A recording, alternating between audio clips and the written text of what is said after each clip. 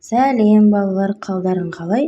Бүгінгі күні 1 сынып әліппе, 62 сабақ Ж дыбысы және әрпін қарастыратын боламыз. Ж әрпі бізде дауыссыз дыбыс. Ж әрпін дәптерімізге азат жолдан жазып аламыз. Және Ж әрпін ермексаздан жасап көрсетеміз. Сол жақ бетімізде қандай сурет бейнеленген? Кім табады екен? Жарайсыңдар балалар. Суретте балалардың шаңғы жарысында қатысып жатқанын көреміз. Және астында бізде жасырынған сөз берілген екен. Ол жасырынған сөзді табуымыз керек. Ал жасырылған сөзіміз қандай екен?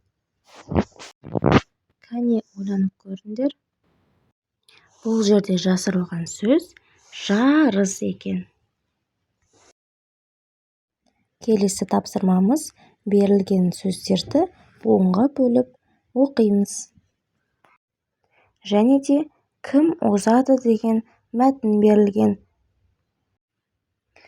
Кеттік. Жел, жер, жал, жол, жеміс, жеңіс, жарыс, жарық, жалау, жамау. Кім озады? Жарыс, жарыс.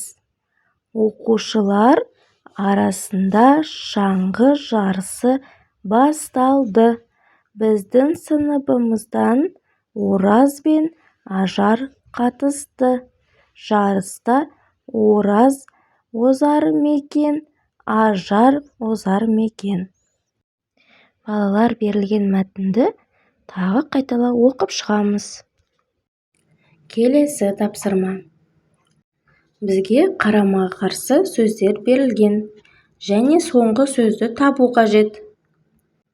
Жаңа ескі, жарық қараңғы, жуан. Қандай сөз? Жіңішке. Жарайсыңдар балалар, тез таба қойыңдар. Ал балалар, сабағымыз ұнаса, лайк қойып, тіркеліп, батырманы басып кетіңдер. Келесі кездескенше сау сәлеметте болыңдар.